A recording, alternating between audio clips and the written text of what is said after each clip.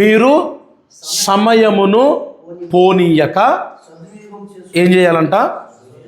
సద్వినియోగము చేసి కొనుచు అజ్ఞానుల వలె కాక జ్ఞానుల వలె నడుచుకొనున్నట్లు జాగ్రత్తగా చూచుకొనుడి అనే మాటని మనం చూస్తున్నాం. సో 15వ వచనంలో స్టార్టింగ్లో దేవుడు ఏం చెప్పాడంటే దినములు చెడ్డవి.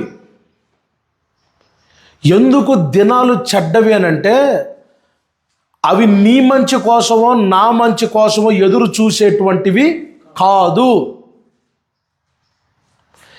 ఏదైతే మనకి ఫేవరబుల్గా ఉండదో, మన పట్ల ఏది దయ కలిగి ఉండదో దాన్ని మనం ఏమంటామంటే చెడ్డది అంటాం. ఒక డ్రైవరు, ఒక బస్సు డ్రైవరు నీ కోసం నువ్వు వస్తున్నావు అని చెప్పి ఒక నిమిషం ఆపాడు అనుకోండి, బస్సు ఆపాడు అనుకోండి, మనం మంచోడు అంటాం. ఆపకుండా వెళ్ళిపోతే దినాలు ఎంత చెడ్డయి అంటే ఎవడిపైన కనికరం చూపించేవి కాదు. బైబిల్లో దినాలు చెడ్డవి అని దేవుడు వాడాడంటే దాని అర్థం దినాలు కాలం చెడ్డదని కాదు, కాలం చెడ్డదని కాదు, లేకపోతే ఈ లోకం ఈ కాలం పాడైపోయిందని కాదు. Time have nothing to do with anything. కాలము దినాలకి మన చెడ్డతనానికి చెడుతనానికి దినాలకి సంబంధం లేదు. ఓకే, దినాలు ఎంత చెడ్డవి అని అంటే అది ఎవడి కోసం ఆగదు, ఎవడు మారాలని ఎదురు చూడదు, ఎవడు గొప్పోడవ్వాలని ఆశపడదు, ఎవడు నష్టపోవాలని కోరుకోదు, ఎవడిని బట్టో అది ఆగదు. నేను ఎప్పుడు చెప్తుంటాను కదా, ఇంతలో వాచి కొనుక్కున్నా కూడా ఆ వాచిలో ఉన్న ముళ్ళు తిప్పే యోగం నీ చేతిలో లేదు. దాన్ని తిప్పాల్సినోడు ఎవరు? నేను ₹1,00,000 వాచి అండి నేను తిప్పుతానంటే కుదరదు. ఎంత బొడ్డ వాచి అయినా, తాటికాయ అంత వాచి అయినా దానిలో ముళ్ళు తిప్పాల్సినోడు దేవుడే. దాని నిర్ణయం ప్రకారం ఒకవేళ నీ చేతిలో ఉంది కదా వాచి అని ముళ్ళు నువ్వు తిప్పుకున్నావు అనుకో, నీ టయాన్ని బట్టి లోకం టైం మారిద్దా? మారదు. ఇంకా ఒక రకంగా చెప్పాలంటే దాని టైం ప్రకారం మనం పోవాల్సి వస్తే పోవాలి. అందుకనే దినములు ఎంత చెడ్డవి అని అంటే నిన్ను పైకి లేపేది అయ్యే, నిన్ను ముంచేసేది, నీ కోసం ఎదురు చూసేటువంటి దినము ఏది కూడా ఉండదు. అందుకని సమయాన్ని పోనీయక ఏం చేయాలంట? నాకు చాలా ఇష్టం ఎలా చదవటం అంటే ఈ బైబిల్ ఇంగ్లీష్లో చదవటం అంటే నాకు చాలా ఇష్టం. మీరు కొంచెం ఇంగ్లీష్ ఎవరైనా చదవటం వచ్చా? ఎవరైనా చదువుతారా ఇంగ్లీష్లో? ఎఫెసీయులు రాసిన పత్రికలో ఎవరైనా చదవగలరా ఇంగ్లీష్? ఎవరు చదవరా? ఓకే. ఇంగ్లీష్లో ఎలా ఉంటుందంటే నా దగ్గర నా బైబిల్ ఇంగ్లీషు తెలుగు రెండు ఉంటుంది. ఓకే, రెండు ఉంటుంది. పదాలు చెప్తే మీకు అర్థమైపోద్ది. రోజు మనం మాట్లాడుకునే పదాలే. ఇంగ్లీష్లో 5వ వచనం ఉంటుంది sir, look carefully then how you walk, not unwise but wise, making the best of the time because the days are evil. ఇప్పుడు దీన్ని నేను ఒకసారి దినములు చెడ్డవి గనక సమయము పోనీయక సద్వినియోగం చేసుకోనండి. సమయము పోనీయక సద్వినియోగము అనే పదానికి ఏముంటుంది తెలుసా? Making the most of every అంటే అర్థం ఏంటి? ప్రతిదీ అని. ఆపర్చునిటీ అంటే అర్థం ఏంటి? అవకాశం. మేక్ ఇట్ అంటే అర్థం ఏంటి? వాడుకో అని. Okay, make most of every opportunity అని అంటే టైం నీ కోసం ఆగేది కాదు. కాబట్టి నీ చేతిలో ఉన్నప్పుడే దాన్ని ఏం చేయాలి? ఉపయోగించుకో. సద్వినియోగము. వినియోగం అంటే అర్థం ఏంటో తెలుసా? వినియోగం అంటే అర్థం, వినియోగానికి మన భాషలో చెప్తా. మీ అందరు చికెన్ తింటారు కదా, అన్నం చికెన్ తింటారు. ఒకవేళ చికెన్ వెజిటేరియన్ అయితే సాంబార్, ఇప్పుడు మీకు పెట్టే సాంబారే, సాంబార్లో ములక్కాయ ముక్కలు ఉంటాయి. చికెన్ ఎందుకులే, ములక్కాయ ముక్కల సంగతి చెబుతా. ములక్కాయ ముక్కలు ఉంటాయి. ముక్క పడిన తర్వాత ములక్కాయ ముక్కలు ఎలా తింటారు? ఎలా తింటారు? మీరు ఎలా తింటారంటే దాన్ని నోట్లో పెట్టుకొని బొగ్గలో వేసుకొని పళ్ళ కింద పెట్టి ఎట్ట తింటారు దాన్ని? బాగా పిండి పిండి చేసి బయటికి ఊసారు. మీరు తిని ఊసేసిన తర్వాత దాని కుక్కలన్నా ముట్టుకుంటాయా? ఎందుకు అని అంటే ములక్కాయలు ఎట్ట తింటారో తెలుసా? పూర్తిగా నవిలి పిప్పు చేసి బయట వేస్తారు. అంటే ఇక దాన్ని ములక్కాయ తిన్నాడు అని చెప్పడానికి కూడా అది దాని రూపం అది ఉండదు. చికెన్ ముక్కలు తింటారు కొంతమంది, ఎముకలు తింటారు తెలుసా? ఎట్ట నవ్వులుతారంటే మెత్తగా పిప్పి చేసి అవతల వదిలేస్తారు. అంటే సద్వినియోగం అంటే అర్థం ఏంటంటే నువ్వు దాన్ని వాడుకున్న తర్వాత ఇంకోటి దాన్ని వాడకూడదు, ఇంక దేనికి పనికి రాకూడదు అది. కొంతమంది ఫోన్లు చూడండి ఎట్ట వాడతారో, 10 సంవత్సరాలు అయిన తర్వాత నిన్న కొన్న ఫోన్లానే ఉంటుంది అది. నా చేతిలో ఒక ఫోన్ పడిందంటే దాన్ని నార తీసేదాకా నాకు టైం సరిపోదు. ఇక నేను వాడిన తర్వాత ఇక దాన్ని సెకండ్ హ్యాండ్లో కూడా ఎవడు వాడలేదు దాన్ని. కానీ వాడటం మాత్రం 5-6 ఏళ్ళు వాడుతాను. నేను లాస్ట్ ఈ ఫోన్ వాడకముందు ఒక ఫోన్ వాడా. ఆ ఫోన్ 2017లో కొన్నాను, మళ్ళా 2024లో వదిలేశాను దాన్ని. ఎన్నేళ్ళు అంటారు? 2017లో కొని 2024లో వదిలిపెట్టా. 7 ఏళ్ళు పిప్పు 12,000 పెట్టుకున్నా. ఆ సురేష్ గారు వాళ్ళ పని ఉన్నప్పుడు అదే ఫోను. 7 ఏళ్ళు దాన్ని తొక్కి నార తీసిన తర్వాత ఇంకొకరికి ఇద్దామంటే అది పని చేయకుండా పోయింది. అంటే దేవుడిచ్చిన అవకాశాన్ని ఎట్ట వాడాలంటే ఇందాక చెప్పారు కదా, మన దృష్టి పెట్టేసి ప్రభువా ఎందుకులే, ఇది వద్దులే, ఈ ఒక్కటి వద్దులే, ఇంకోటి చూస్తాలే, ఇంకొక అవకాశం వస్తే కాదు. అందుకని పౌలు గారు ఏమంటాడు తెలుసా? దినములు పోనీయక సద్వినియోగము చేసుకోండి. దీనికి ఇంకొక చిన్న ఉదాహరణ చెప్తాను. మనం దీని బైబిల్ని చదివేటువంటి భాష, నా దగ్గర ఈ బైబిల్ ఉంది, దీన్ని BLB బైబిల్ అంటారు. అంటే బైబిల్ రాయబడిన భాషల్లోకి మనం చదవటం. కొన్నిసార్లు బైబిల్లో అనువాదం తెలుగు బైబిల్ అనేది అనువాదం చేసింది, తర్జుమా చేసింది. కాబట్టి ఆ తర్జుమా చేసేటప్పుడు తెలుగులో అన్నిటికీ పదాలు ఉండవు. కాబట్టి మీకు ఒక విషయం చెప్పనా? ఆపర్చునిటీ అంటే అర్థం ఏంటి? అవకాశము. ఓకే, అవకాశము. ఇప్పుడు ఈ ఆపర్చునిటీకి, అవకాశానికి, సదవకాశానికి చాయిస్ అంటే అర్థం ఏంటి? చాయిస్ అంటే అవకాశమేగా. మరి ఆపర్చునిటీ అంటే? కానీ ఇంగ్లీష్లో రెండిటి అర్థాలు వేరు. తెలుగులో మనకి ఒకే ఒక పదం ఉంది, అందుకని ఈ రెండిటికి మనం ఏం చేసాం? ఒకే పదాన్ని. సామెతల గ్రంథంలో కూడా ఇలాంటి కొన్ని తర్జుమా లోపాలు ఉన్నాయి. బైబిల్లో కొన్ని చోట్ల ఈ తర్జుమా లోపాలు ఉన్నాయి. ఈ తర్జుమా లోపాలని ఉండటం బట్టి బైబిల్ని మనం అర్థం చేసుకోవటానికి కుదరనప్పుడు మనం దీన్ని రాయబడినటువంటి ఒరిజినల్ భాషలోనికి వెళ్ళటానికి ప్రయత్నం చేయాలి. సో ఒరిజినల్ భాషలోకి ప్రయత్నం చేస్తే, ఇదిగో నా దగ్గర ఉన్నది బైబిల్ ఇది. దీనిలో మనం కొత్త నిబంధనలోకి ఎఫెసీయులకు రాసిన పత్రికలోకి పోదాం. ఎఫెసీయులకు రాసిన పత్రిక 5వ అధ్యాయము 15వ వచనంకి వెళ్ళేసి బైబిల్ రాయబడినటువంటి కొత్త నిబంధన ఏ భాషలో రాయబడింది చెప్పండి? బైబిల్లో కొత్త నిబంధన రాయబడిన భాష గ్రీకు భాష. ఈ గ్రీకు భాషలో ఇక్కడ రాయబడి ఉంటుంది చూడండి.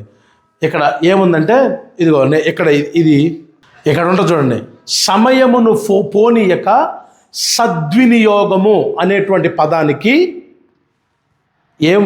ఇదిగో ఈ పదం మీద ఇంగ్లీష్లో ఎక్సోగరోజ్ అని ఉంటుంది. దీన్ని కనుక మనం ఒకసారి పరీక్షించి చూస్తే సద్వినియోగం అనే పదానికి అర్థాన్ని బైబిల్లో చాలా చక్కగా ఉపయోగించి రాశారు. సద్వినియోగము అంటానికి బైబిల్లో ఉపయోగించబడిన భాష ఏం పదం అని అంటే ఎగ్జాగరోజ్ అనేటువంటి పదం వాడారు.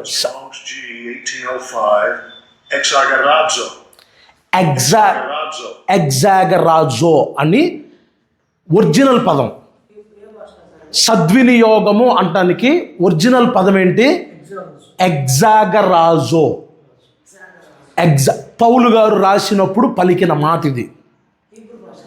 గ్రీకు భాష, కొత్త నిబంధన రాయబడిన భాష గ్రీకు. ఆ గ్రీకు భాషలో సద్వినియోగము అనే పదాన్ని ఎలా రాశారంటే, మళ్ళీ చెప్తాను, మళ్ళీ ఏనండి ఏం చెప్పాడో. Strong's G 1805 exagerazo. ఏందది? Exagerazo. ఏందది? ఎగ్జాగరాజో అంటే అర్థం ఏంటంటే సద్వినియోగము. ఎగ్జాగరాజో అనే పదానికి సద్వినియోగముకి ఇంకొక మీనింగ్ ఏంటో తెలుసా? కింద ఇంగ్లీష్ చదివి ఉంటే ఇక్కడ వచ్చింది అనమాట. ఏముంటుందంటే టు రిడీమ్ అని ఉంటుంది. రిడీమ్ అంటే అర్థం ఏంటి? రిడీమ్ అంటే మీకు తెలుసా? రిడీమ్ అంటే మీకు షాపులకు పోతే కూపన్లు ఇస్తారు. రిడీమ్ అంటే విడిపించుకోవటం. రిడీమ్ అంటే ఇంగ్లీష్లో, తెలుగులో విడిపించుకోవటం. తాకట్లో ఉన్న వాటిని ఏం చేస్తాం? విడిపించుకుంటాం. విడిపించుకోవటాన్ని రిడీమ్ అంటాం. ఇప్పుడు సద్వినియోగానికి మరొక అర్థం ఏంటంట? ఎగ్జాగరాజోకి మరొక అర్థం, సద్వినియోగానికి మరొక అర్థం ఏంటి? విడిపించుకోవటం. ఏంటది? విడిపించుకోవటం. ఇప్పుడు దినములు చెడ్డవి కనుక సద్వినియోగం ఎందుకు చేసుకోవాలి? ఆ సద్వినియోగం చేసుకుంటలో ఇంకొక మాట చూడండి కింద, సద్వినియోగం చేసుకుంటూ అజ్ఞానుల వలె కాక సద్వినియోగం చేసుకునేటప్పుడు రెండు ఉంటాయి, అజ్ఞానం ఉంటుంది, జ్ఞానం ఉంటుంది. సద్వినియోగానికి ఎగ్జాగరాజో అంటే సద్వినియోగానికి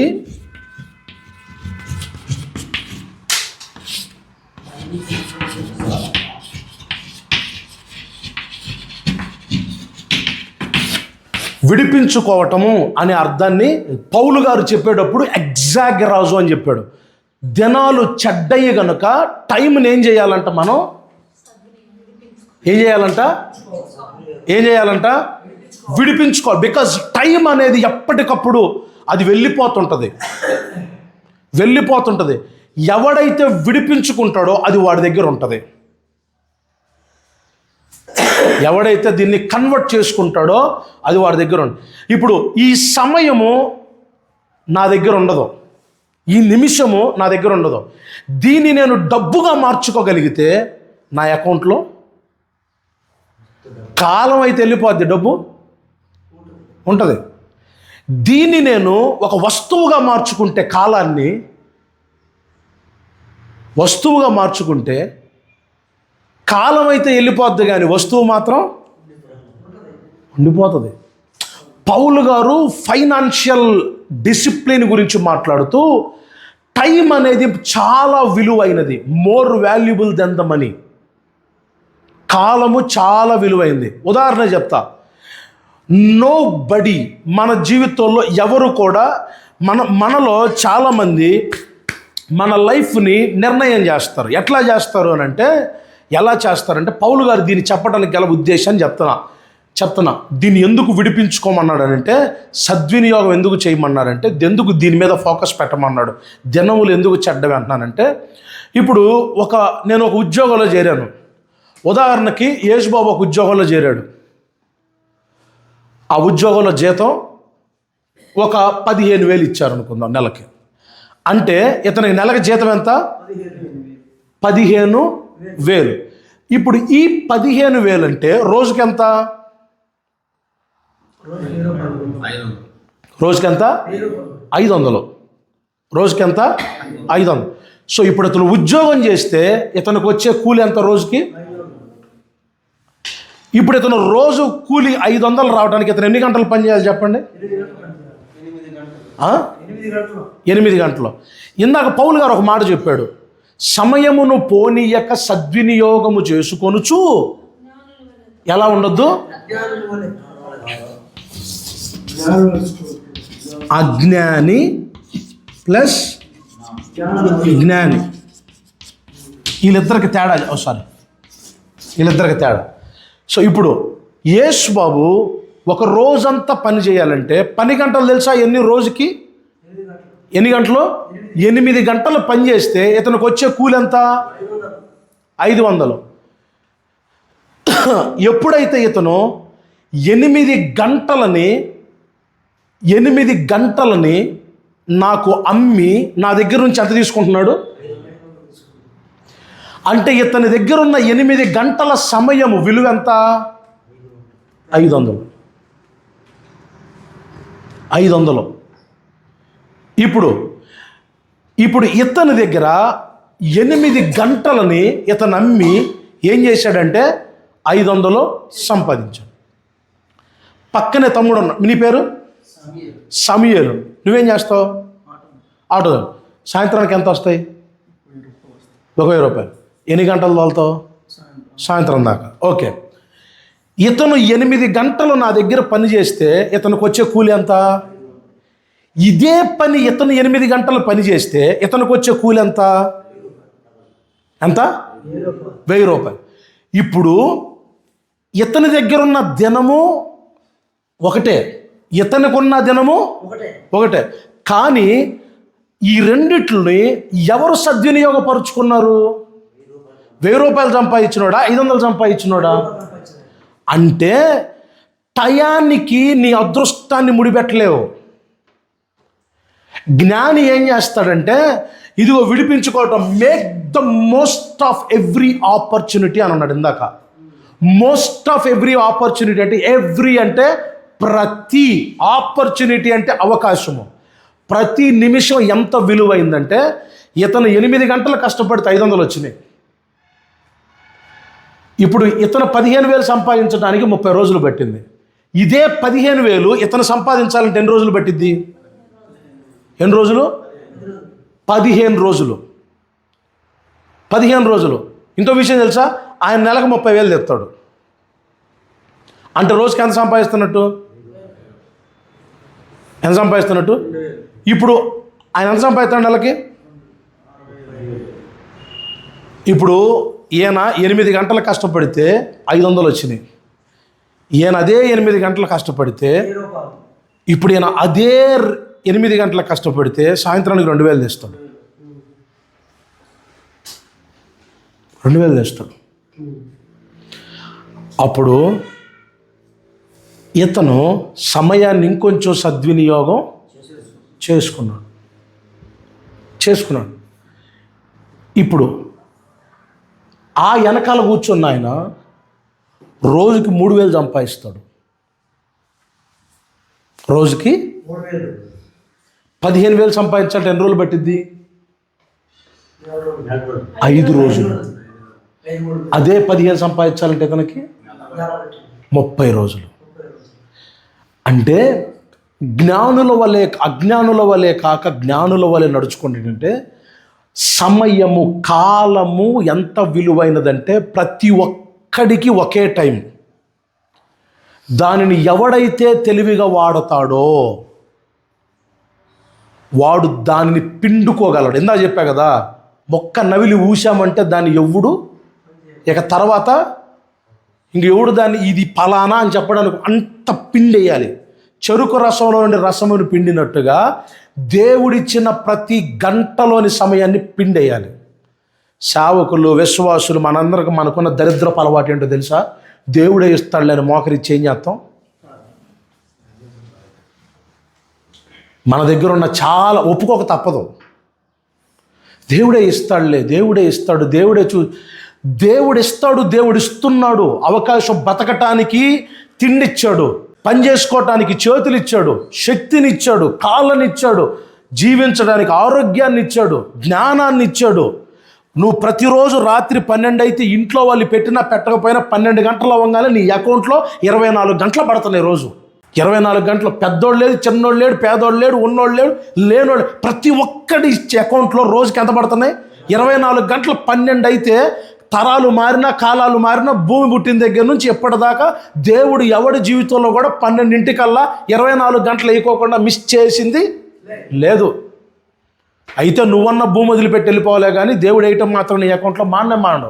24 గంటల అకౌంట్లు వేసినప్పుడు దానిని ఎంతవరకు మనం పిండుకున్నాం? పాలు పొదుగు నిండా ఉన్నాయి, కొనటానికి కేంద్రం వాడు ఉన్నాడు, మొయ్యటానికి చెంబు గ్లాసులు కూడా ఉన్నాయి. పిండుకోవటానికి చేతులు లేకపోతే ఎవరిని మనం నిందించాలి? పిండుకోవటానికి అమ్మో చేతులు పిండితే నొప్పి వస్తాయి, అమ్మో ఆడదాకా ఎంత ఎత్తి ఎంతసేపు కూర్చోవాలి అని అంటే ఎవరిని నిందిస్తాం? పౌలు గారు అదే చెప్తున్నాడు. అకౌంట్లో పడ్డ 24 గంటల విలువ ఒకటి జీవితంలో 500 అయితే ఇంకొకటి జీవితంలో 1000, ఇంకొకటి జీవితంలో 3000, ఇంకో కొంచెం బాగా పనిచేయగలిగినోడైతే గంటకు 1000 రూపాయలు సంపాదిస్తాడు. అంటే సమయం ఎంత విలువైందంటే మనందరం ఏం చేస్తాం తెలుసా? మనం గంటలో దేవుని ప్రార్థన పరిచర్య అని చెప్పి వేస్ట్ చేస్తున్నాం. అలాగని పరిచర్యలో కూడా పూర్తి సమయాన్ని కేటాయించట్లా. ఒకవేళ ఆ పనైనా నమ్మకంగా చేస్తే దేవుడు ఇస్తాడు. ఆ పనైనా నమ్మకంగా చేస్తే దేవుడు ఇస్తాడు. ఎందుకనంటే దేవుడు మనకి పనినిచ్చేవాడు కాదు, దేవుడు జ్ఞానాన్ని ఇచ్చేవాడు. నేను ఎప్పుడు చెప్తుంటాను నేను, దేవుడు నువ్వు స్టూల్ అడిగితే, నువ్వు పీటను అడిగితే, నువ్వు కుర్చీని అడిగితే నువ్వు అడిగి ఇచ్చేవాడు కాదు. చెట్టుని నీ ముందు పెట్టి నీకు కావాల్సిన వాటిని నువ్వు చేసుకోమన్నాడు. చెట్టే నీ ముందుంటే ఏం చేయాలో నాకు తెలియదని వదిలిపెడితే తప్పు నాది, దేవుడిది కాదు. పౌలు గారు అంటాడు, దినములు ఎంత చెడ్డవి అంటే ఎంత విలువైనయో అంత చెడ్డయి, అది ఎవడి కోసం ఆగదు. దాన్ని మనం ఏం చేయాలో తెలుసా? సద్వినియోగం, రిడీమ్ చేయాలి, విడిపించుకోవాలి. ఎప్పటికప్పుడు విడిపించి లోపలేసేసుకోవాలి. ఎందుకంటే టైం ఆగదు. ఈ టైంని మనీగా కన్వర్ట్ చేయి, ఈ టైంని పరిచర్యగా మార్చు, ఈ టైంని ప్రార్థనగా మార్చు, ఈ టైంని ఈ సమయాన్ని వస్తువులుగా మార్చు. నీ చేతిలో మీకు అర్థం కాకపోతే ఓ చిన్న విషయం చెప్తా. ఇప్పుడు 20 రూపాయలు ఉంది. 20 రూపాయలు ఇస్తే హోటల్లో ఎంత ఇస్తారు? ఏమిస్తారు? ఒక ప్లేట్ ఇడ్లీ, ఒక అట్టు వచ్చేసి ఓకే. సో ఇప్పుడు ఈ 20 రూపాయలు ఇప్పుడు ఆయన ఇడ్లీ చెప్పాడు, ఆయన అట్టు చెప్పాడు. అరగంటలో 20 రూపాయలు ఇడ్లీ అట్టు తినేయంగానే అరిగిపోతాయి. మళ్ళీ ఇది కనపడుతుందా నాకు? పోనీ పన్ను అట్టు కనపడుతుందా? మరి ఇది నా దగ్గరే ఉండాలంటే ఏం చేయాలి? ఇది దాచిపెట్టుకున్నాను అనుకో జరిగే సంగతి చెప్తా. ఒకప్పుడు అంటే గట్టిగా ఒక కరోనాకు ముందు 2018 సంవత్సరానికి ఈ 20 రూపాయలు ఇస్తే 4 కిలోలు టమాటాలు వచ్చాయి. అంటే కిలో ఎంత తెలుసా? 2017, 2018 ఆ టైంలో టమాటాలు ఎంత కిలో? 5 రూపాయలు. ఇప్పుడు టమాటాలు ఎంత? 20 రూపాయలు తీసుకెళ్ళి ఎంత ఇస్తారు తెలుసా? ఎంత ఇస్తారో టమాటాలు 4 ఇచ్చి జేబులో పెట్టుకొని పో అంటారు. అంటే దీని విలువ పెరిగినట్ట తరిగినట్ట? ఒకప్పుడు 4 కిలోల టమాటాలు వచ్చాయి ఈ నోటికి, ఇప్పుడు 4 టమాటాలు కూడా రావట్లేదంటే దీని విలువ పెరిగినట్ట తగ్గిపోయినట్ట? అంటే దీన్ని ఎక్కువసేపు జేబులో పెట్టుకుంటే ఏమైంది? దీని విలువ దేనికి విలువ పెరిగింది? టమాటాకు పెరిగిందా, నోటుకు పెరిగిందా? తెలివైనోడు ఏం చేస్తాడు తెలుసా? దీంతో ఏం కూడా దాచిపెడతాడు? దాన్ని దాచిపెట్టుంటే. అంటే పౌలు గారు చెప్పినటువంటి సంగతిని జాగ్రత్తగా గమనిస్తే టైంని మార్చుకోండి. ఇది ఆగదు. ఈ రోజున దీనికి బహుశా ఈ రోజున 1 కిలో టమాటాలు రావచ్చు, కానీ 2-3 ఏళ్ళు అయితే ఈ 20 రూపాయలు ఇస్తే 100 గ్రాముల టమాటాలు కూడా, అంటే దీని విలువ ఒక రోజున తగ్గిపోతుంది. మరి పెరిగేటువంటిది ఏంటి విలువ? ఏదైతే విలువ పెరుగుతూ ఉంటుందో దానిని కొని దాచిపెట్టుకోవడానికి ప్రయత్నం చేయండి అని చెప్పాడు. ఏంటది అని అంటే ఒక మాట చూపిస్తా. సామెతల గ్రంథం 13వ అధ్యాయం 20 వచనం చూడండి. సామెతల గ్రంథం 13వ అధ్యాయం 20 వచనం. నేను ఫస్ట్లోని సంవత్సరం మొదట్లో చెప్పా, బైబిల్లో ఉన్న వాళ్ళు ఎవరైనా బైబిల్ చదవాలని ఆశపడ్డోళ్ళు ఫస్ట్ ఏం పుస్తకం చదవాలని చెప్పా? ఏం పుస్తకం చదవాలి? సామెతలు చదవాలి. చూడండి ఏముందో, ఏ రాసిందో బైబిల్లో. 13వ అధ్యాయము 22వ వచనం. మంచివాడు తన పిల్లలను, మంచోళ్ళందరూ స్తోత్రం చెప్పండి. ఆస్తికర్తలు చేసిన వాళ్ళు ఎంతమంది స్తోత్రం చెప్పండి. చేయలేకపోతే మంచోళ్ళని ఎట్టంటాం చెప్పండి. మంచివాడు తన పిల్లలని ఆస్తికర్తలుగా చేయును. మంచివాడు తన పిల్లల్ని ఆస్తికర్తలు. ఇప్పుడు పౌలు గారు రిడీమ్ ద టైం అన్నాడు, అంటే సమయాన్ని సద్వినియోగపరుచుకోండి అని చెప్పాడు. సొలొమోను గారు సద్వినియోగపరుచుకున్న సమయాన్ని ఎలాగ మార్చుకోమని చెబుతున్నాడు తెలుసా? మంచివాడు ఏం చేస్తారంటే పౌలు గారు అదే కింద చెప్పాడు, అజ్ఞానుల వలె కాక జ్ఞానుల వలె సమయాన్ని మార్చండి. అజ్ఞానులు ఏం చేస్తారు తెలుసా? అజ్ఞానికి జ్ఞానికి అర్థం ఏంటంటే ఇతను 8 గంటలకు 500 సంపాదించడం అజ్ఞానం కాదు. అజ్ఞానం ఏంటో తెలుసా? బతుకంతా 500 సంపాదించడం 800 గంటలు ఇచ్చి అజ్ఞానం. ఇతనికి వచ్చిన అనుభవం ఏం చేయాలంటే ఈ రోజున 8 గంటలు ఇచ్చి 500 సంపాదించాడు.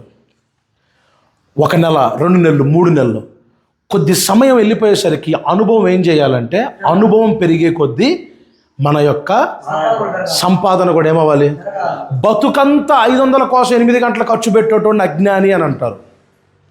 జ్ఞానం కలిగినోడు ఏం చేస్తారంటే సమయాన్ని పెట్టుబడిగా పెట్టి టక్క మెట్లు ఎక్కుకుంటా వెళ్ళిపోదు. ఇప్పుడు పరిచర్యకు వద్దాం. దాన్నే పరిచర్యలో దేవుడు అనుగ్రహించిన పరిచర్యను కూడా ఎన్ని సంవత్సరాలు అయినా కూడా ఆ పరిచర్యని కేవలం ఒక సేవకులాగానే, మందిరానికి లాగానే, విశ్వాసులాగానే చూసేటువంటి వాళ్ళైతే వాళ్ళకి దేవుడు పెట్టిన పేరు అజ్ఞాని అని పెడతాడు.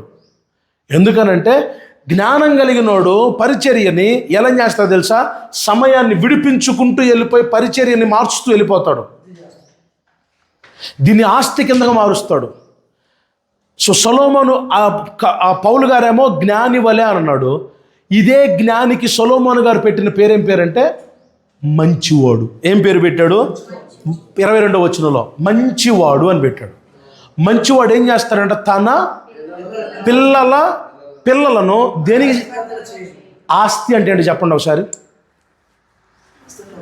చెప్పండి ఆస్తి అంటే ఏంటి చెప్పండి. చెప్పాలి అయ్యా. అంతేనా? డబ్బేనా? ఇంకేం కాదా? ఆస్తి అంటే ఏంటి?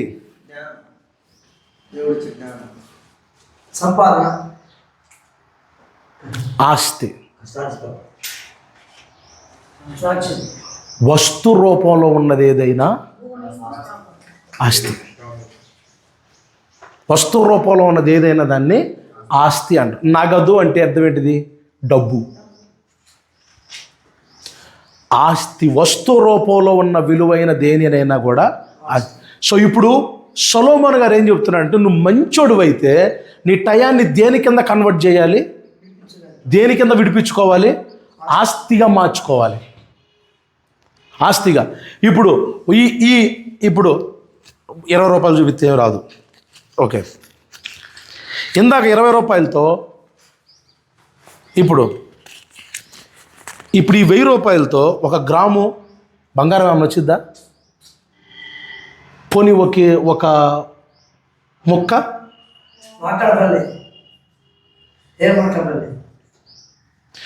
మరి దీంతో వచ్చే విలువైంది ఏమన్నా ఉందా? ఈ 1000 రూపాయలు సంపాదించడానికి ఇతనికి ఎంత టైం పట్టింది? 8 గంటలు. 8 గంటలు 16. ఈ 1000కి ఇతనికి ఎంత పట్టింది? ఇప్పుడు ఈ 8 గంటల్ని 16 గంటల్ని ఇతను 1000 రూపాయలుగా మార్చి దీనితో 1 ప్లేటు బిర్యానీ తినొచ్చు, దీనితో 1 పావు గ్రాము వెండిని కొనొచ్చు. ఆస్తికర్తలుగా చేయాలనుకున్నాడు ఏం చేస్తాడు తెలుసా? దీన్ని విలువైన వస్తువుగా ఈ నోట్లని ఇందాక చెప్పా కదా, నేను చూసినప్పుడు 1 గ్రాము వెండి 270 రూపాయలు. ఎప్పుడు అది? సంవత్సరాలు ఏం కాదు, జస్ట్ ఒక 6 నెలల క్రితం కూడా మీరు చెక్ చేసుకోండి రేట్లు. ఒక 6 నెలల నుంచే విపరీతంగా పెరిగిపోయినాయి 2 వెండి రేట్లు. 6 నెలల క్రితం చాలా చీపు దొరికింది వెండి, 40,000 కిలో కూడా దొరికింది. అంటే దీనిని ఎవడైతే అప్పుడు దీనికే 5 గ్రాములు వెండి వచ్చేది 2 నోట్లకి. ఈరోజు ఇవే నోట్లు కానీ వెండి మాత్రం అందే పరిస్థితుల్లో. అంటే దీని విలువ పడిపోయిందా? దాని విలువ పెరిగిందా? దీని విలువ పడిపోయింది కాబట్టి అది పెరిగింది. ఒకవేళ నేను ఆస్తికర్తలుగా చెయ్యాలనే మైండ్ సెట్ సొలొమోను గారు చెప్పింది ఉండుంటే, ఆ టైంలో దీన్ని ఆస్తిగా మార్చుంటే ఈ రోజున దీని విలువ ఎంత అయి ఉండేది? అప్పుడు పెట్టిన 1000 రూపాయలు ఇప్పుడు ఎంత అండి?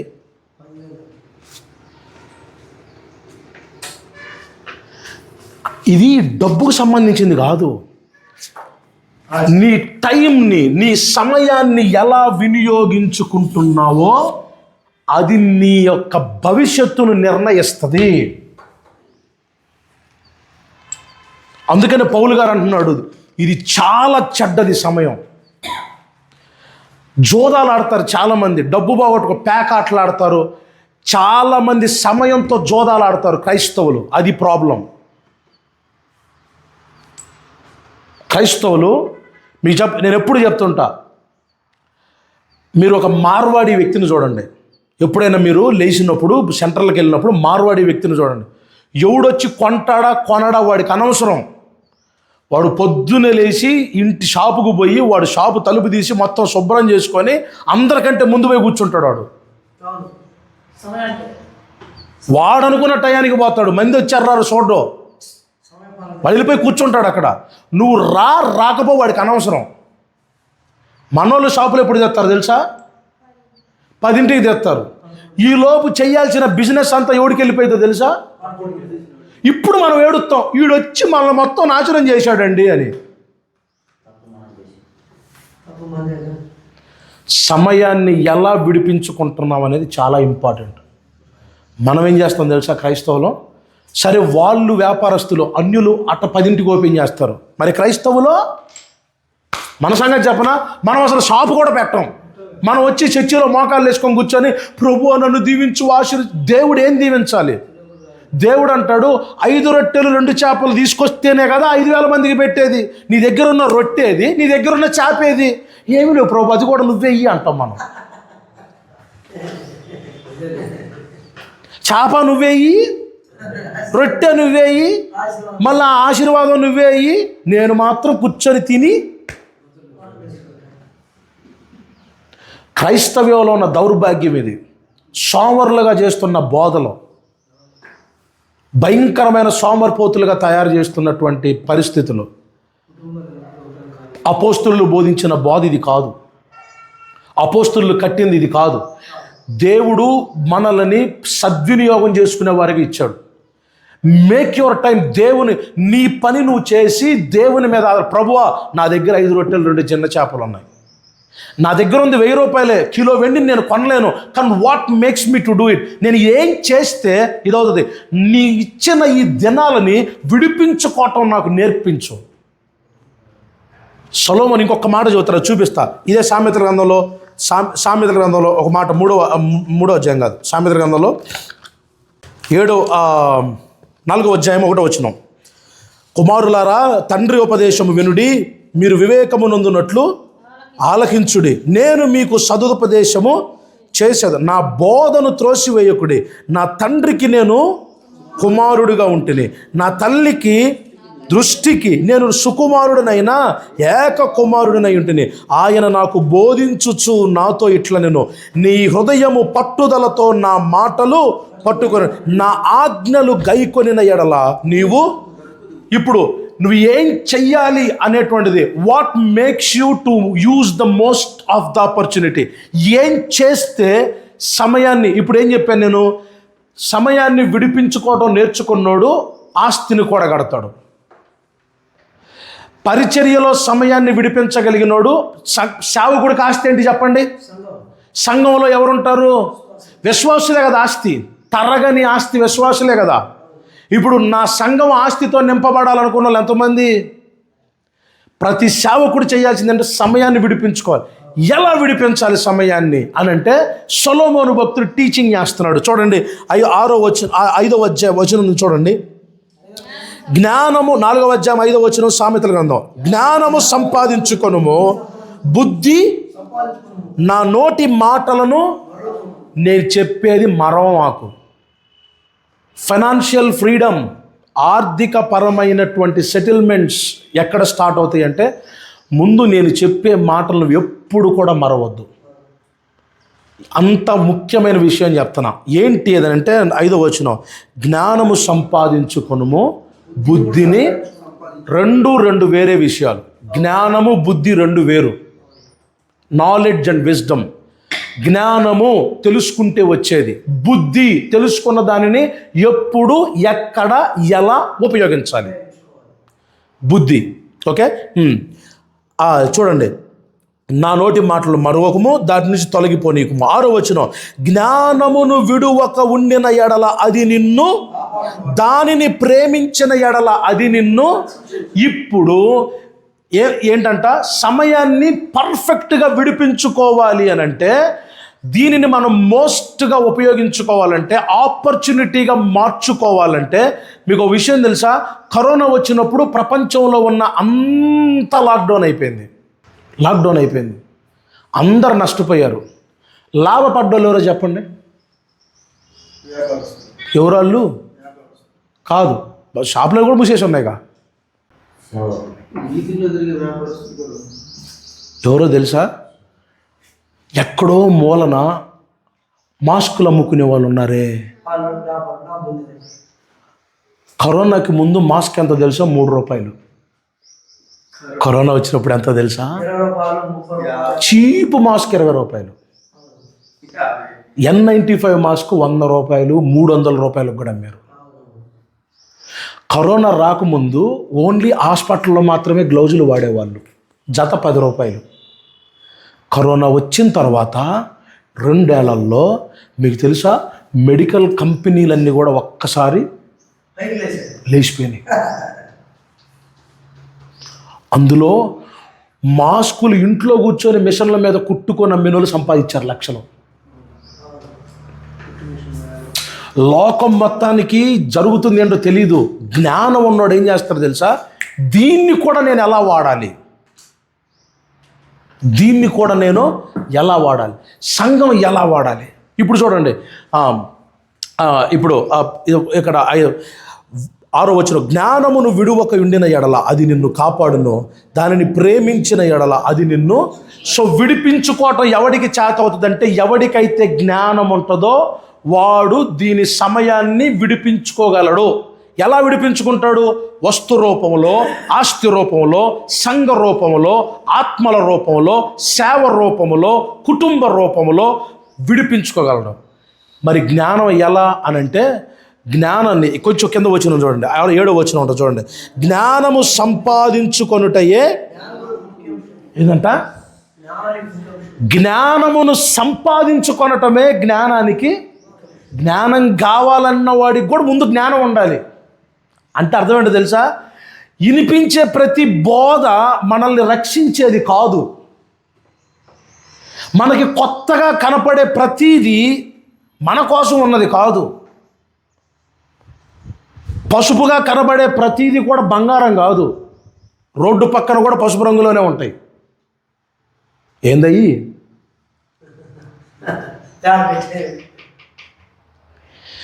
సో ప్రతిదీ తలతల మెరిసే ప్రతిదీ బంగారం కాదు. జ్ఞానం ఎక్కడుండదో వెతికి సంపాదించుకోవటం కూడా జ్ఞానమే. అందుకనే make your teachers who teach the knowledge. జ్ఞానాన్ని బోధించేటువంటి వారిని మీ గురువులుగా పెట్టుకోండి, కానీ అనుభవాలు బోధించేటోడు అవసరం లేదు. ఏం బోధించేవాళ్ళు కావాలి? జ్ఞానాన్ని బోధించేవాళ్ళు కాదు. ఇప్పుడు ఈ క్రైస్తవ్యంలో జ్ఞానం పోయింది. అంత దర్శనాలు ఎక్కువైపోయినాయి, నాకు అదొచ్చింది, నాకు ఇది వచ్చింది. ప్రవచనాలు ఎక్కువైపోయినాయి, నాకు ఇది వచ్చింది, అది వచ్చింది. అసలు అది ఏంటో చెప్పేవాడు ఒక్కళ్ళు లేడు. డినామినేషన్లు ఎక్కువైపోయినాయి, దర్శనాలు ఎక్కువైపోయినాయి, ఈ గోల ఆ గోల ఎక్కువైపోయింది, కానీ జ్ఞానం బోధించే వాళ్ళు తగ్గిపోయారు. మీ జీవితంలో జ్ఞానం సంపాదించాలంటే మీ గురువులు ఎవరై ఉండాలి? జ్ఞానం బోధించే వాళ్ళై ఉండాలి. Check your teachers. మీకు బోధించే ఉపాధ్యాయులు, ఆత్మీయంగా నడిపించే నాయకులు ఏం బోధించారు? జ్ఞానం బోధిస్తూ ఉన్నారా, లేక జ్ఞానం పేరుతో వారి అనుభవాలు బోధిస్తూ ఉన్నారా? ఒకసారి చూడండి. సొలొమోన్ అంటాడు, భక్తుడు అంటాడు, జ్ఞానాన్ని సంపాదించుకోవటమే జ్ఞానానికి ముఖ్య అంశము. కింద చూడండి, ఇంకొక మాట, అస్సలైన మాట ఉంటుంది. ఏం చేయాలంట? నీ సంపాదన అంత ఇచ్చి ఏం చేయాలంట? జ్ఞానం కాదు, ఏం సంపాదించాలి? దేవుడు ఇశ్రాయేలు ప్రజలకి నీ సంపాదన ఇచ్చి దేవుణ్ణి గణపరచమని ఎందుకు చెప్పాడంటే ఈ జ్ఞానమును ఎలా సంపాదించుకోవాలంట? సంపాదన ఇచ్చి ఏం తెచ్చుకోవాలంట? If at all that requires the cost, be ready to pay it. ఒకవేళ దాన్ని డబ్బులు ఇచ్చి సంపాదించుకోగలిగేదైతే ఖర్చు పెట్టడానికి వెనకాడొద్దు.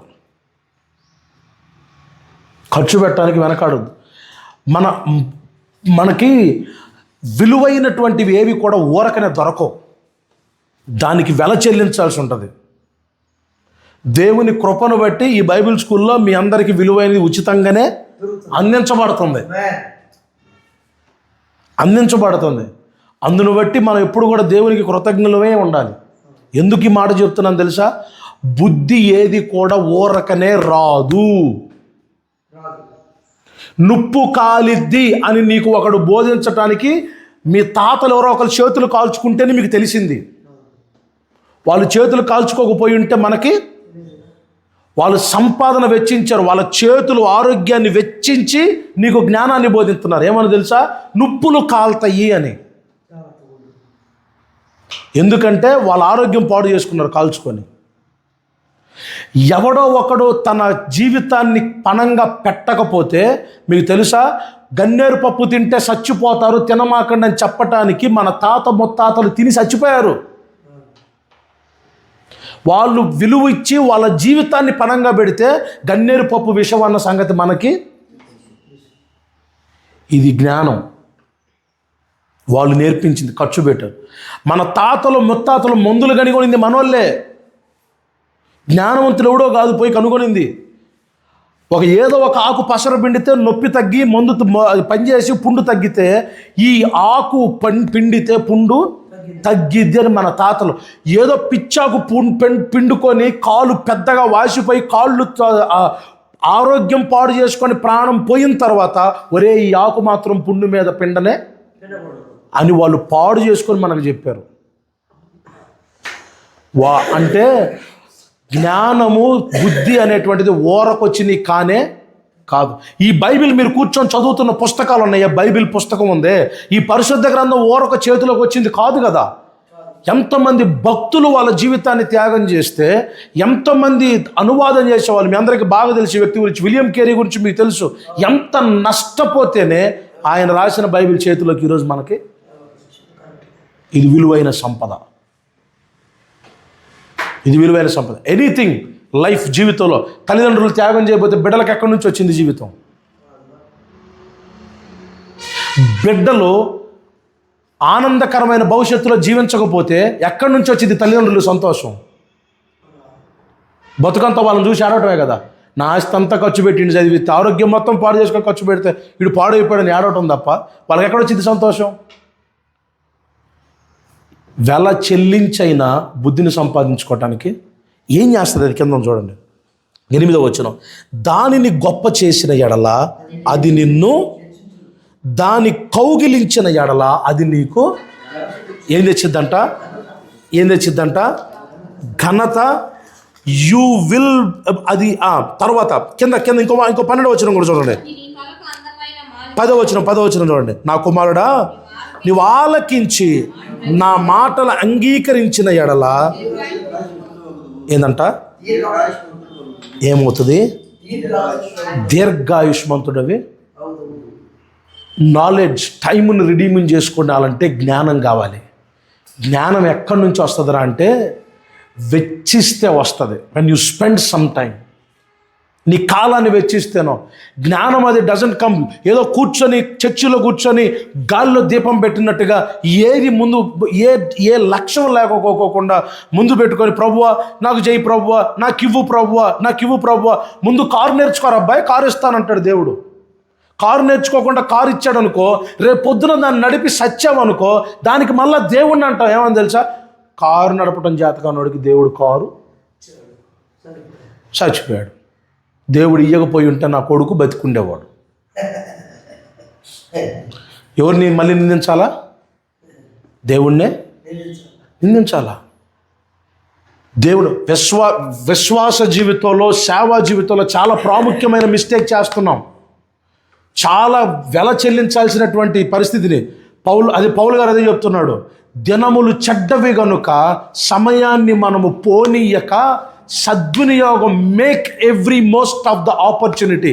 ప్రతి సెకండ్ని మనం పెండాలి. దాని నుంచి దాన్ని ఎట్లా మార్చుకోవాలి అని అంటే దానిని ఆస్తి రూపంలో ఎప్పుడైతే దాన్ని ఆస్తి రూపంలో మారుస్తావో అలాంటి వాడికి సొలొమోను గారు జ్ఞానంతో పెట్టిన పేరు మంచివాడు. పిల్లల్ని ఏం చేస్తారంట? ఆస్తికర్తలుగా. ఇవన్నీ చెయ్యాలంటే ఫైనాన్షియల్ హ్యాబిట్లో ఫస్ట్ హ్యాబిట్ మనకి చేయాల్సింది ఏంటంటే సద్వినియోగము విడిపించుకో. సద్వినియోగము. దేన్ని సద్వినియోగం? Time management. గుర్తుపెట్టుకోండి, సమయమే ఆస్తి. ఎంత సమయాన్ని మార్చగలుగుతావో. ఇంకో విషయం చెప్పనా? ఇప్పుడు దాకా అతని గురించి చెప్పాను నేను. 8 గంటలకు ఎంత ఇస్తున్నాడు? 500 ఇస్తున్నాను. అతను అజ్ఞాని. ఒకవేళ కంటిన్యూ అయితే అలానే. నేను ఎలా జ్ఞానం చెప్పనా? ఇప్పుడు నాకు డబ్బు కాదు ఇంపార్టెంట్, నాకు సమయం ఇంపార్టెంట్. ఇప్పుడు నేనేం చేస్తున్నానంటే నేను ఒక పుస్తకం రాస్తే ఉదాహరణ చెప్తా. ఇప్పుడు నాకే ఒక ఇల్లు ఉంది. ఆ ఇంటికి నేను ఇల్లు కట్టుకుంటున్నా. నేను మేస్త్రిని, నాకు ఇల్లు కట్టడం వచ్చు. నేను ఒక్కడిని కడితే ఈ ఇల్లు కట్టడానికి ఎన్ని రోజులు పట్టిద్ది చెప్పండి? ఓ సంవత్సరం పట్టుద్ది. ఇతను రోజుకి 500కి వస్తున్నాడు. ఇలాంటి వాళ్ళని ఒక 10 మందిని పెట్టుకున్నాను అనుకో, నాకు రోజుకి ఎంత ఖర్చు అవుతుంది? 5,000 ఖర్చు అవుతుంది. నేను ఒక్కడిని కష్టపడితే సంవత్సరంలో కట్టేది. ఎట్లాంటి వాళ్ళు 5గురిని పెట్టుకున్నానంటే ఎన్ని రోజులు అవుతుంది? 2-3 నెలల్లో అయిపోయింది. ఇప్పుడు నాకు ఖర్చు అయ్యేది ఎంత అని అంటే మహా అయితే 10 లక్షల ఖర్చు అయ్యేది. అంటే నా టైంలో సంవత్సరంలో నేను ఎంత విడిపించాను? ఎట్లాంటి వాళ్ళు 10 మందిని పెట్టుకొని 6 నెలలు విడిపించాను. ఈ 6 నెలలు ఇతరులు పనిచేసినందుకు అయిన ఖర్చు 10 లక్షలు అయింది అనుకుందాం. నాకు గనక నాలెడ్జ్, జ్ఞానాన్ని సంపాదించుకున్న వాడిని అయితే మిగిలిన 6 నెలల్లో 10కి 10 లక్షలు సంపాదించవచ్చు. అంటే ఎందుకు ఈ మాటలు? నేను డబ్బుతో ఎందుకు ముడి పెడుతున్నానంటే మనకి డబ్బు తొందరగా ఈజీగా అర్థమవుతుంది కాబట్టి నేను డబ్బుల గురించి మాట్లాడుతున్నా. ఆర్థిక అలవాట్లు ఐఎమ్ స్పెండింగ్. ఒక గంట నేను బయట స్పెండ్ చేస్తున్నా. ఇప్పుడు ఈరోజు ఈ బైబిల్ క్లాస్కి వచ్చి మీరు కూర్చొని ఉన్నారు. పొద్దుటి నుంచి సాయంత్రం దాకా వచ్చి కూర్చున్నారు. ఈ పొద్దుటి నుంచి సాయంత్రం దాకా కూర్చుంటే ఈ టైం ఇక్కడ స్పెండ్ చేస్తే ఇతనైతే 500 సంపాదించవచ్చు, ఇతనైతే 1000 రూపాయలు. ఇప్పుడు క్వశ్చన్ ఏంటంటే ఇతను 500 కంటే ఒకవేళ ఇప్పుడు గడిపిన సమయం ఎక్కువ సంపాదన ఇచ్చే మార్గం అయితే ఇతను సమయాన్ని సద్వినియోగం చేసుకున్నట్టే. ఒకవేళ ఈరోజు ఇక్కడ కూర్చోవటం వల్ల నాకు 2,000 రూపాయల విలువైనటువంటి నేను ఆ విషయాన్ని తెలుసుకున్నాను అని కనుక ఇతను నమ్మితే అతనికి 1000 రూపాయల కంటే ఎక్కువ విలువైనటువంటి ఆస్తిని అతను పొందుకున్నట్టే. ఒకవేళ అట్ట కాకపోకుండా సాయంత్రం దాకా కూర్చొని 500కి 100 రూపాయలే వచ్చినాయి అనుకోండి, నేర్చుకున్నది ఏమీ లేదు, వచ్చిన జ్ఞానము ఏమీ లేదు. ఇదే పని బయట చేసుంటే వచ్చేదంతా, ఇప్పుడు వచ్చేదంతా. సంఘంలో చాలామంది విశ్వాసులు ఫెయిల్ అయిపోవడానికి గల కారణం సేవకుడు జ్ఞానాన్ని బోధించడం మానేసి తనకు తెలిసిన మాటలను బోధించడం మొదలుపెట్టినప్పుడు విశ్వాసులకి ఏం చేయాలో తెలియదు. ఇప్పుడు ఒకవేళ సేవకుడు జ్ఞానం బోధిస్తున్నా విశ్వాసి దాన్ని తీసుకునే మైండ్లో లేకపోతే, సిద్ధపాటుతో రాకపోతే అతను అన్ని గంటలు అక్కడ కూర్చొని వచ్చే ప్రతిఫలము ఇది పని చేయకపోతే పాస్టర్ గారికి ఉపయోగం లేదు, తీసుకోకపోతే విశ్వాసికి ఉపయోగం. ఈరోజు ఆరాధనలో ఖర్చు పెట్టి శుభ్రంగా ఎంత పెద్ద ఆరాధన చేసినందువల్ల మిగిలిన ఫలితము గుండు సున్నా. అందుకని చాలా విశ్వాస జీవితాల్లో ఫెయిల్యూర్ అయిపోవడానికి గల కారణాలు అయ్యాయి, నాశనం అయిపోవడానికి. సొలొమోన్ అంటాడు, టైం చాలా విలువైంది, సమయం చాలా విలువైంది. మీకు తెలుసా, నేను కొన్ని రోజుల క్రితం ఒక హాస్పిటల్లో ఉన్నా, ఢిల్లీ విజయవాడలో ఎయిమ్స్ హాస్పిటల్లో ఉన్నా. ఆ ఎయిమ్స్ హాస్పిటల్లో నేను ఉన్నప్పుడు నేను చూశాను కొంతమంది అక్కడికి వచ్చినప్పుడు, ఒక్క సంవత్సరం బతికించండి మా అబ్బాయిని, ఒక్క సంవత్సరం బతికించండి మా అబ్బాయిని, ఎంతైనా ఖర్చు పెడతాం. అంతెందుకు, మా అమ్మమ్మకి హార్ట్ అటాక్ వచ్చింది. జనవరి 1వ తారీఖు రాత్రి మా అమ్మగారు వాళ్ళ అమ్మకి హార్ట్ అటాక్ వచ్చింది రాత్రి. ఆమె వయసు 80 సంవత్సరాలు, ఆమె పూర్తిగా జీవించింది.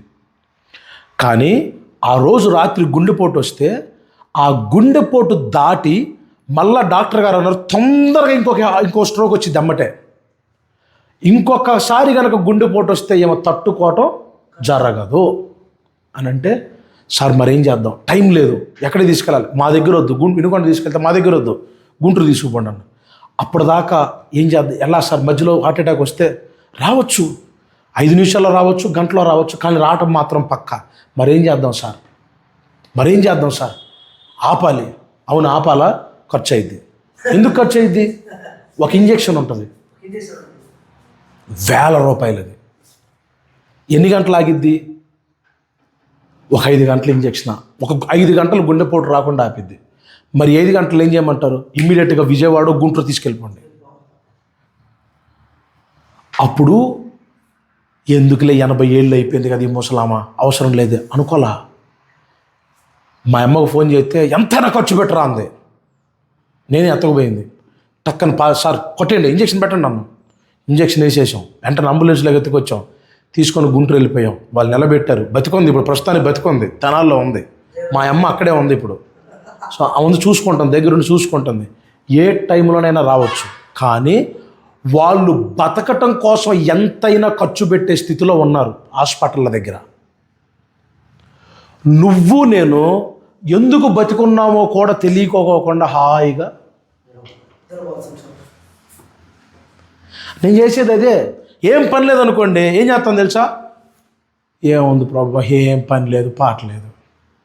నేను కూడా పెద్ద ప్రసంగికుడు అయి ఉంటే ఈరోజు ఖాళీగా ఉండేవాడిని అని చెప్పి ఏదేదో ఊహల్లో ఆలోచించుకుంటా. ఇదే విలువైన సమయాన్ని జ్ఞాని అయితే ఏం చేస్తాడు తెలుసా, విడిపించేసుకుంటుంటాడు.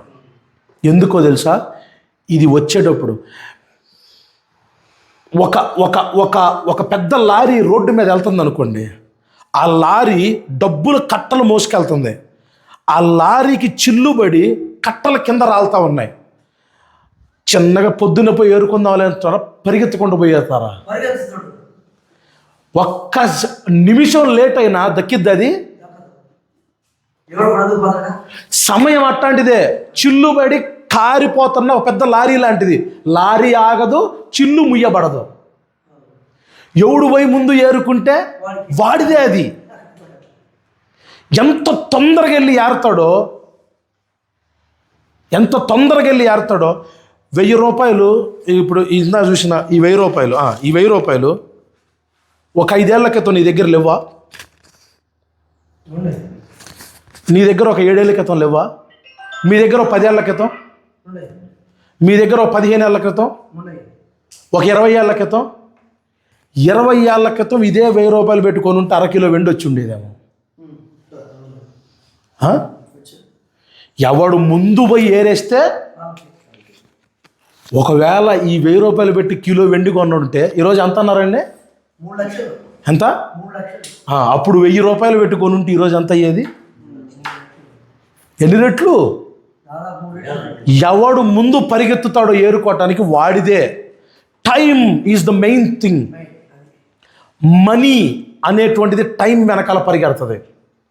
టైం ఎవడి జేబులో ఉంటుందో డబ్బు వాడి జేబులో ఉంటుంది. చాలామంది చేసే పొరపాటు ఏంటో తెలుసా, టైంను వదిలిపెట్టి డబ్బు వెనకాల పడతారు. ధనాశ సమస్త కీడులకు, డబ్బు కోసం ఆశపడితే అది ఎగిరిపోద్ది. టైంను వాడుకోవడానికి ప్రయత్నం చేయండి, డబ్బు దాని వెనకాలే పరిగెత్తుకుంటూ వస్తుంది. టైం ఎవడి జేబులో ఉంటుందో డబ్బు వాడి జేబులో ఉంటుంది. సమయాన్ని ఎవడు విడిపించుకోగలడో వాడు సమయాన్ని మనీగా మార్చగలడో. ఎవరైతే సమయాన్ని ఉపయోగించగలరో వాళ్ళు తమ పరిచర్యని ఆస్తిగా మారుస్తూ ఉంటారు. ఒకప్పుడు సరదా కోసం కొన్న, నాకు తెలిసిన ఒక చిన్న స్టోరీ చెప్పి ముగిచ్చేస్తా. ఒక రోజు నేను ఒక న్యూస్ పేపర్లో స్టోరీ చదువుతున్నా. ఏందా స్టోరీ అంటే, మన భారతదేశంలో అత్యధికమైనటువంటి ధనవంతులలో ఒక అతని పేరు రాకేష్ జున్జున్వాలా. రాకేష్ జున్జున్వాలా అని.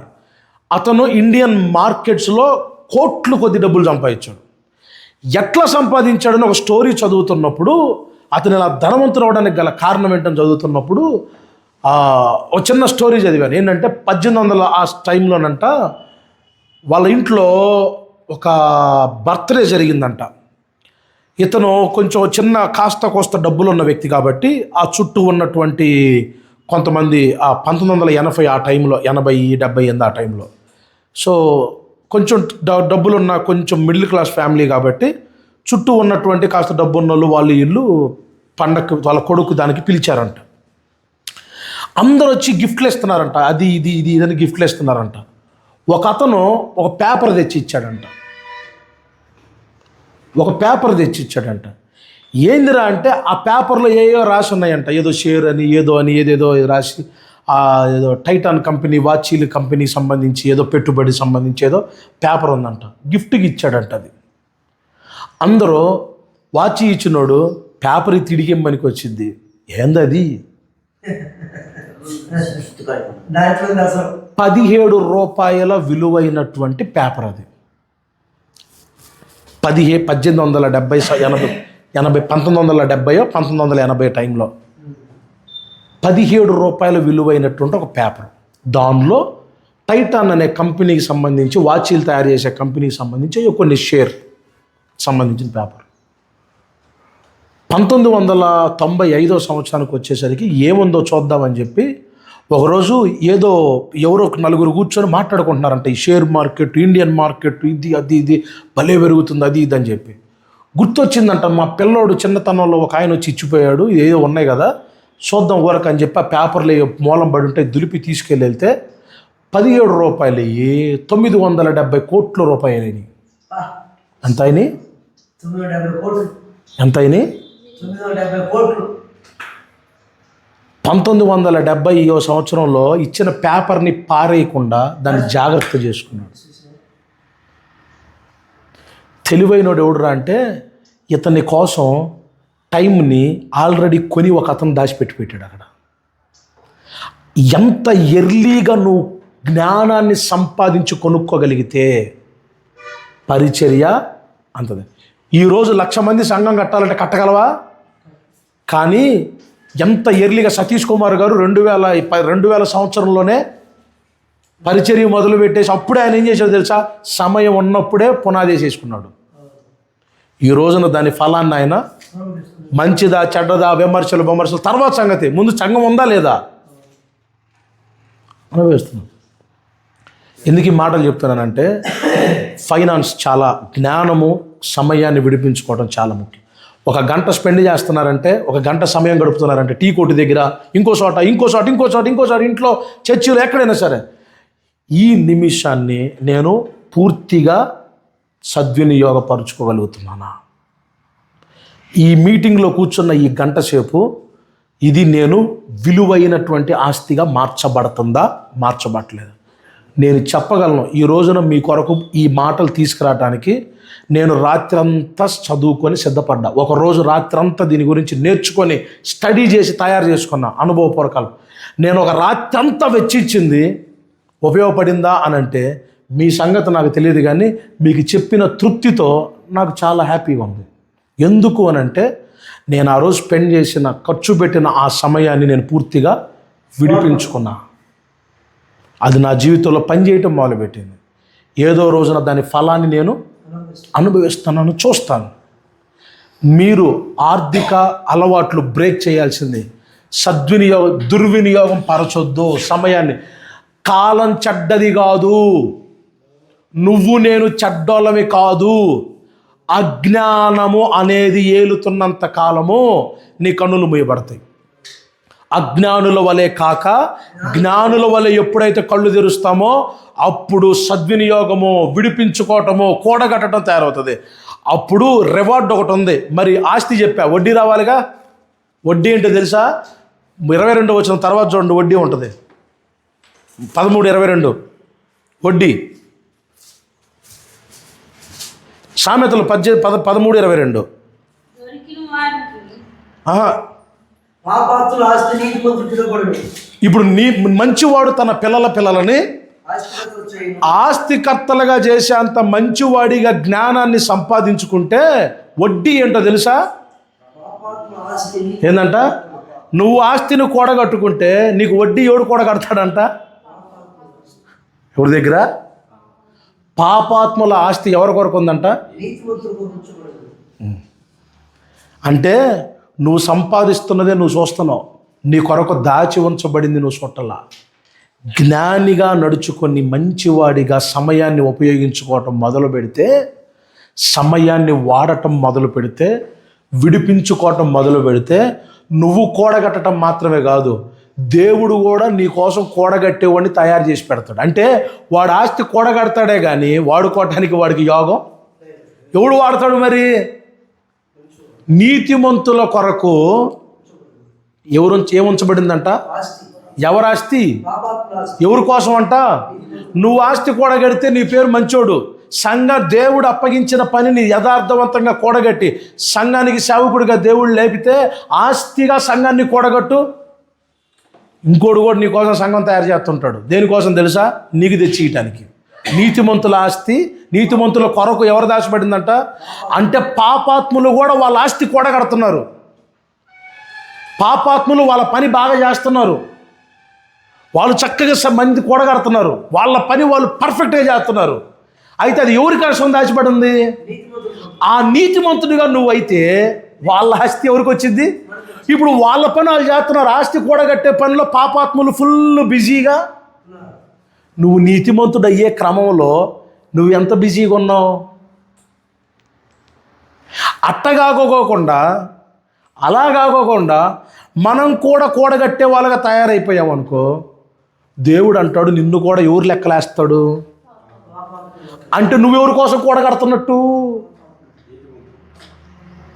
దేవుడు ఎవడు నీతిమంతుడుగా అంటే ఎవరైతే ముందుగా అందుకనే సమయము ఉండగానే సద్వినియోగం చేసుకుంటారో వారి కొరకు ఏం దాచబడి ఉందంట?